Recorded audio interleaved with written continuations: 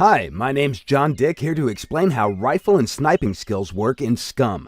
SCUM is an open-world survival game with a realistic approach to gameplay. In SCUM, you'll be able to create unique characters with different attributes and skill sets. The rifle's skill is inherited from the strength attribute, which generally defines everything related to muscle power. Sniping is linked to intelligence. Although both these skills require weapons, the former covers weapon handling, short-distance shooting, movement with weapons, and weapon maintenance, while the latter covers expertise in long-range shooting. The first thing we'll cover are the various stances and their relation to crosshair size. As with other combat games, crosshair size defines the scatter radius. This works in SCUM just as it works in other games.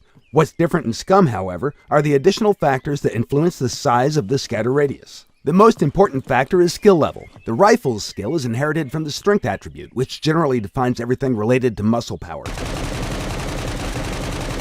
If you want to be a good rifleman, you simply invest points in strength. Higher strength means better recoil control. The caliber of the bullet also influences weapon recoil. Stamina is another factor. If the characters are exhausted, ill, wounded, or drugged, their ability to handle weapons will be reduced. The amount of stamina, overall body condition, and metabolism processes depend largely on the constitution attribute. This means that even though the rifle skill is linked to the strength attribute, it also depends on other body attributes. After all, human bodies are complex machines. Scatter radius is significantly reduced when the player aims down the sight. Previous factors still apply, but since the player holds the weapon firmly and aims down the sight, the recoil is reduced and shot groupings are tighter.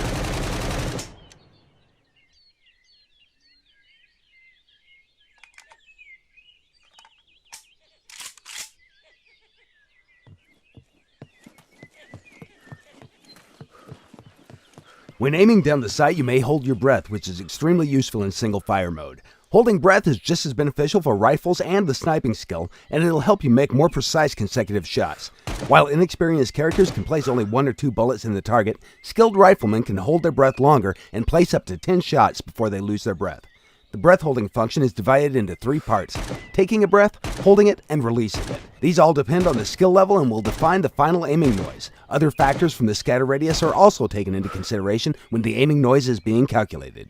Finally, every time you fire a weapon, it recoils then returns back to center. This is a skill link parameter as well. The better the skill, the closer to the center the weapon will return. In most games, a simple recoil procedure is used, forcing the player to return the weapon to the center manually. If you fire 3 or 4 consecutive shots, you'll be holding the weapon straight up in the air. And that's kinda lame, don't you think?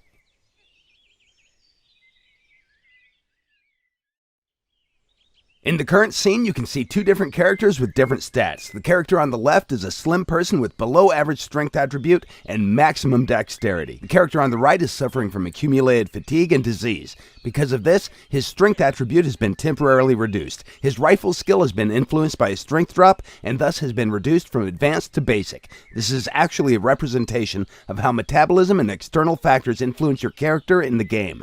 Now let's see what happens when these 2 guys meet. Nice! Now let's talk about the sniping skill. The sniping skill is weighted with the intelligence attribute, and you need a weapon and a scope for sniping. To mount a scope on the weapon, you'll first have to mount a rail. Also, you can mount numerous different scopes on a weapon with an attached rail. The first time you mount the scope, you'll have to calibrate it. The rifle scope calibration is called zeroing. At the moment, SCUM supports a simple zeroing procedure, but we can make it fully realistic if this is what you desire. To zero your weapon, find a target at a certain distance, for example, a target set 100 meters away. Set your zero value to 100 meters and fire 1 round at the very center of the target. Check where the shot went and adjust the windage factor. Repeat the process until you get your shots perfectly centered. 1 windage click equals 1 millidot marker. In case you drop your weapon or it gets damaged, you'll probably have to repeat its zeroing. For the bullet trajectory, we use G1 ballistic formulas. In SCUM, the bullet's trajectory is influenced by caliber, ballistic coefficient, wind, temperature, humidity, air pressure, altitude, and, of course, gravity. Most of these values are on the left. Once you find your target, first you need to estimate all the mentioned parameters. By quickly pressing the control key, your character will start to calculate everything. This calculation will take a long time for an inexperienced character and will not provide you with precise results. We refer to this action as ranging a target. Once you determine the range, you can adjust zero value or aim at a specific chevron marker.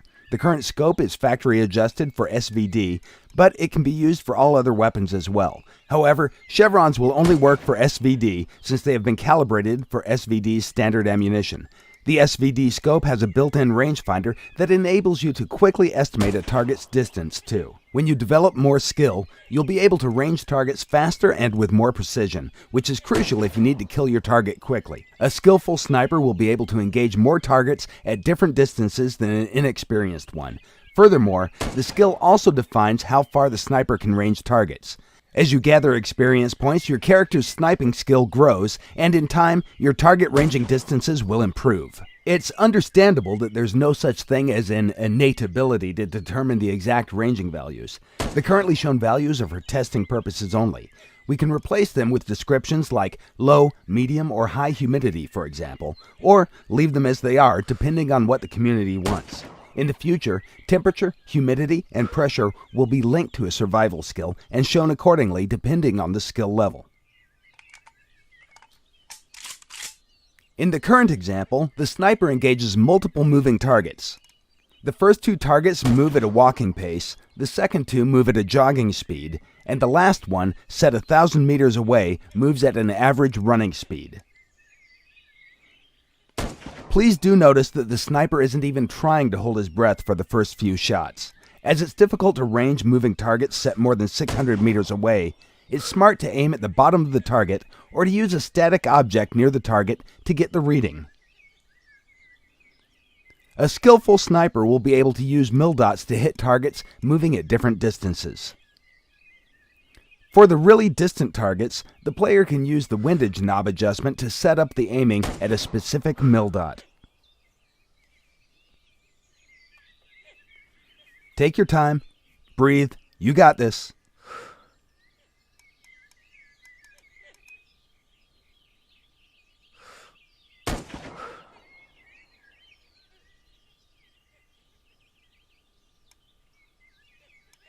Any day now.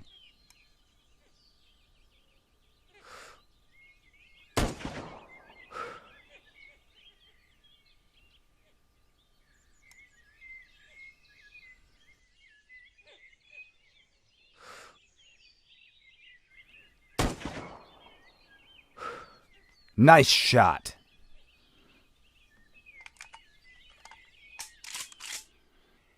Here, the sniper has changed his location and obtained an elevated position. Higher positions provide snipers with a better overview of the situation. However, shooting from higher altitudes at the targets located below has an impact on the bullet's trajectories, especially when the air pressure changes depending on the altitude. This is mostly noticeable in the case of distant targets.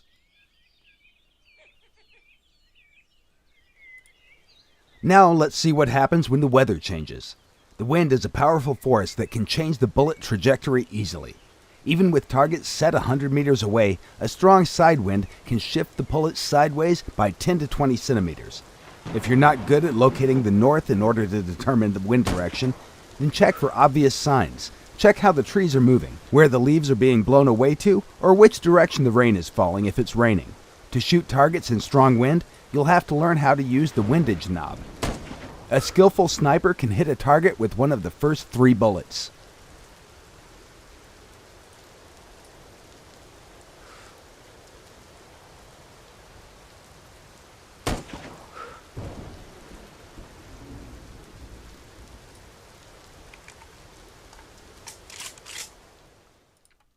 In this short clip, you can see different weapons using the same type of scope. Notice how the SVD has a stronger bullet than the AK. The SVD's kickback is more powerful, and the AK can't even reach the target by aiming at the same chevron. Now, let's see how all this actually works in the game itself.